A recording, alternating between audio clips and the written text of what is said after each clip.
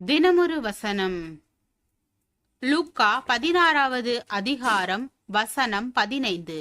அவர் அவர்களை நோக்கி, நீங்கள் மனுஷர் முன்பாக உங்களை நீதிமான்களாக காட்டுகிறீர்கள், தேவனோ உங்கள் இருதயங்களை அறிந்திருக்கிறார். மனுஷருக்குள்ளே மேன்மையாக எண்ணப்படுகிறது, தேவனுக்கு முன்பாக அருவருப்பாயிருக்கிறது.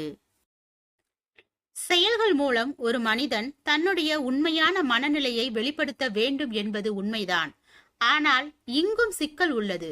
ஏனென்றால் மனிதனுடைய செயல்களின் பின்னால் அவன் கொண்டிருக்கின்ற நோக்கம் இன்னதென்பதை நாம் எளிதாக அறிந்து கொள்ள இயலாது. ஒருவர் ஏழைகளுக்காக பல உதவிகளை செய்கின்றார். இப்போது இவருடைய நோக்கம் உண்மையில் ஏழைகளுக்கு உதவுவதா அல்லது ஏழைகளுக்கு உதவுகிறவர் என்ற பெயரை பெறுவதா என்பதை கண்டுபிடிப்பது சற்று கடினம். ஒருவர் இன்னொருவரின் தவறை கடுமையாக சுட்டி காட்டுகின்றார். தவறின் மேல் கொண்ட வெறுப்பினால் அதை செய்கின்றாரா அல்லது தவறு செய்த அந்த நபரின் மேல் கொண்ட வெறுப்பின் விளைவாக அதை செய்கின்றாரா என்பதை பகுத்தறிவது எளிதானது அல்ல. எனவே செயல்களின் அடிப்படையில் ஒருவரின் உள்ளான இதய நிலையை கண்டறிவது கடினமான காரியமே. எனவேதான் பலர் பிறருடைய செயல்களை கண்டு அவர்களை தவறாக கணக்கிட்டு விடுவதும் உண்டு. ஒருவர் எப்படிப்பட்டவர் என்பதை நாம் கண்டறிய வேண்டிய அவசியங்கள் உண்டு. ஆனால் அவைகளை வெறும் செயல்களின் அடிப்படையில் மட்டுமல்ல, அவர்களின் குணங்களையும் கணக்கில் எடுக்க வேண்டும். ஒரு மனிதன் குணங்களும் சுபாவங்களும் தவறானவைகளாய் இருக்கும் போது அவனுடைய சில செயல்கள் நலமாக தோன்ற முடியும்.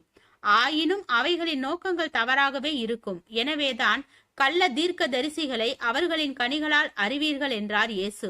சில நேரங்களில் சிலருடைய சில செயல்களின் தோற்றங்கள் அவர்களை குறித்த உயர்ந்த கருத்தை நமக்குள் உருவாக்கி விடுகிறது. அந்த கருத்தை சார்ந்து செயல்பட்டாலோ தோல்வியே மிஞ்சுகிறது.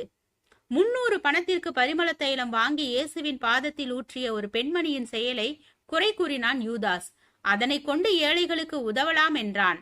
ஆனால் ஏழைகளுக்கு உதவுதல் அவனுடைய முக்கியமான நோக்கம் அல்ல. தனக்கு அதனால் எந்த பிரயோஜனமும் இல்லையே என்பதே அவனுடைய எரிச்சலுக்கு காரணம். நம்மில் பலர் மற்றவர்களின் குணநிலைகளின் செயல்களை மட்டும் பார்த்து ஒரு முடிவுக்கு வந்து விடுகிறோம். எனவே பல நேரங்களில் நம்முடைய நிதானிப்புகள் தவறாக போய் தவறான விளைவுகளையும் ஏற்படுத்தி விடுகிறது.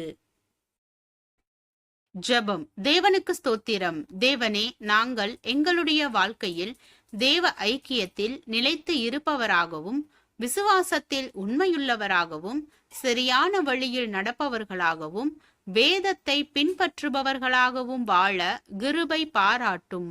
ஆமீன்.